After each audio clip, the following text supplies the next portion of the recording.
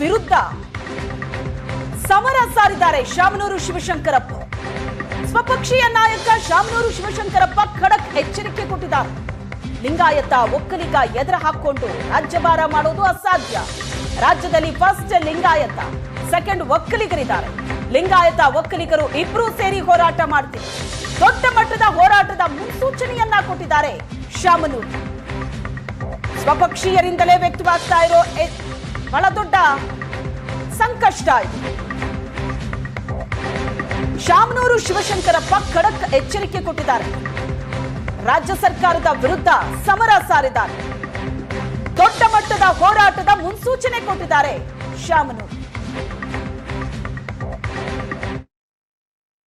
ಕರ್ನಾಟಕದಾಗ ವೀರ್ side first second ಒಕ್ಕಲಿಗರು ಗೊತ್ತಾಯ್ತಾ. ಇವೆರಡನ್ನ ಎದುರು ಕೇಳ್ಕೊಂಡು ರಾಜ್ಯಭಾರ ಮಾಡೋಕ್ಕಾಗತ್ತಾ? ಇಬ್ಬರು ಸೇರಿದ ಮೇಲೆ ಅವ್ರು ರಾಜ್ಯಭಾರ ಮಾಡೋಕ್ಕಾಗತ್ತಾ ಅಂತ ನೀವು ಕೇಳಿದೆ. ಜೊತೆಗೆ ನೋಡಂಬಿಡು ನಮ್ಮ ಸಭೆ ನಡೆದತ್ತೆ. ಈ ಲಿಂಗಾಯತರು ಲೀಡರ್ ಯಾರು ಕರೆದ್ರು? ಇವ್ರು ಯಾವ ನೈತಿಕತೆ ಇದೆ? ಮುಖ್ಯಮಂತ್ರಿ ಏನು 7 ಜನ ಮಂತ್ರಿಗಳೇನಿದ್ದಾರೆ ಇವತ್ತು, ಲಿಂಗಾಯತ ಮಂತ್ರಿಗಳು ರಾಜೀನಾಮೆ ಕೊಡಬೇಕು. ಎಲ್ಲರೂ ಒಬ್ರು ಕರೆದಿದ್ದಾರೆ, ಕರೆದು ಏನಾರು ಚರ್ಚೆ ಮಾಡಿದ್ದಾರೆ. ಶಾಸಕರನ್ನ ಏನಪ್ಪ ಎಂತಪ್ಪ ಅಂತ ಮಾಡಿದ್ದಾರೆ. ಈಶ್ವರ್ ಖಂಡ್ರವ್ರಿಗೆ ಫೋನ್ ಮಾಡಿದೆ, ಫೋನ್ ರಿಸೀವ್ ಮಾಡಲಿಲ್ಲ.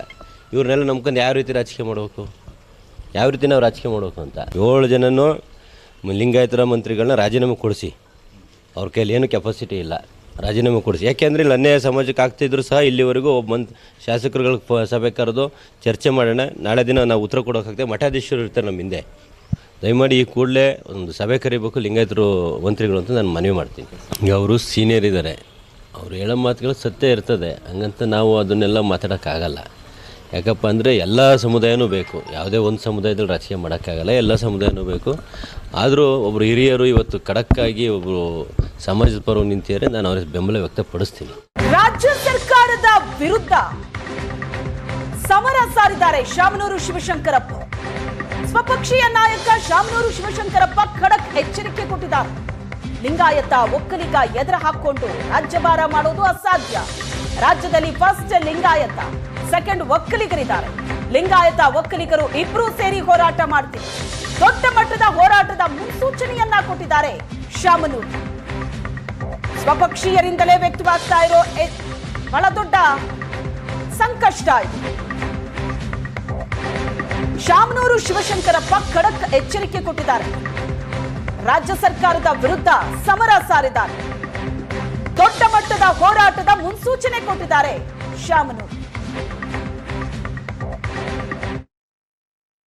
ಕರ್ನಾಟಕದಾಗ ವೀರ್ ಸೈಡ್ ಫಸ್ಟ್ ಸೆಕೆಂಡ್ ಒಕ್ಕಲಿಗರು ಗೊತ್ತಾಯ್ತಾ.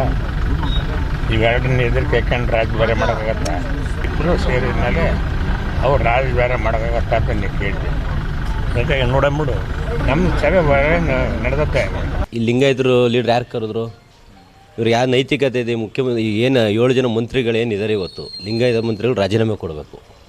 ಎಲ್ಲರೂ ಒಬ್ರು ಕರೆದಿದ್ದಾರೆ, ಕರೆದು ಏನಾರು ಚರ್ಚೆ ಮಾಡಿದ್ದಾರೆ. ಶಾಸಕರನ್ನ ಏನಪ್ಪ ಎಂತಪ್ಪ ಅಂತ ಮಾಡಿದ್ದಾರೆ. ಈಶ್ವರ್ ಖಂಡ್ರವ್ರಿಗೆ ಫೋನ್ ಮಾಡಿದೆ, ಫೋನ್ ರಿಸೀವ್ ಮಾಡಲಿಲ್ಲ. ಇವ್ರನ್ನೆಲ್ಲ ನಂಬ್ಕೊಂಡು ಯಾವ ರೀತಿ ರಾಜಕೀಯ ಮಾಡಬೇಕು, ಯಾವ ರೀತಿ ನಾವು ರಾಜಕೀಯ ಮಾಡಬೇಕು ಅಂತ 7 ಜನನೂ ಲಿಂಗಾಯತರ ಮಂತ್ರಿಗಳನ್ನ ರಾಜೀನಾಮೆ ಕೊಡಿಸಿ. ಅವ್ರ ಕೈಲಿ ಏನು ಕೆಪಾಸಿಟಿ ಇಲ್ಲ, ರಾಜೀನಾಮೆ ಕೊಡಿಸಿ. ಯಾಕೆಂದರೆ ಇಲ್ಲಿ ಅನ್ಯಾಯ ಸಮಾಜಕ್ಕೆ ಆಗ್ತಿದ್ರು ಸಹ ಇಲ್ಲಿವರೆಗೂ ಒಬ್ಬ ಶಾಸಕರುಗಳಿಗೆ ಸಭೆ ಕರೆದು ಚರ್ಚೆ ಮಾಡೋಣ, ನಾಳೆ ದಿನ ನಾವು ಉತ್ತರ ಕೊಡೋಕ್ಕಾಗ್ತದೆ. ಮಠಾಧೀಶರು ಇರ್ತಾರೆ ನಮ್ಮ ಹಿಂದೆ, ದಯಮಾಡಿ ಈ ಕೂಡಲೇ ಒಂದು ಸಭೆ ಕರಿಬೇಕು ಲಿಂಗಾಯತರು ಮಂತ್ರಿಗಳು ಅಂತ ನಾನು ಮನವಿ ಮಾಡ್ತೀನಿ. ಈಗ ಅವರು ಸೀನಿಯರ್ ಇದ್ದಾರೆ, ಅವ್ರು ಹೇಳೋ ಮಾತುಗಳು ಸತ್ಯ ಇರ್ತದೆ, ಹಂಗಂತ ನಾವು ಅದನ್ನೆಲ್ಲ ಮಾತಾಡೋಕ್ಕಾಗಲ್ಲ. ಯಾಕಪ್ಪ ಅಂದರೆ ಎಲ್ಲ ಸಮುದಾಯನೂ ಬೇಕು, ಯಾವುದೇ ಒಂದು ಸಮುದಾಯದಲ್ಲಿ ರಾಜಕೀಯ ಮಾಡೋಕ್ಕಾಗಲ್ಲ, ಎಲ್ಲ ಸಮುದಾಯನೂ ಬೇಕು. ಆದರೂ ಒಬ್ಬರು ಹಿರಿಯರು ಇವತ್ತು ಖಡಕ್ಕಾಗಿ ಒಬ್ಬರು ಸಮಾಜದ ಪರವಾಗಿ ನಿಂತಿದ್ದಾರೆ, ನಾನು ಅವ್ರಿಗೆ ಬೆಂಬಲ ವ್ಯಕ್ತಪಡಿಸ್ತೀನಿ.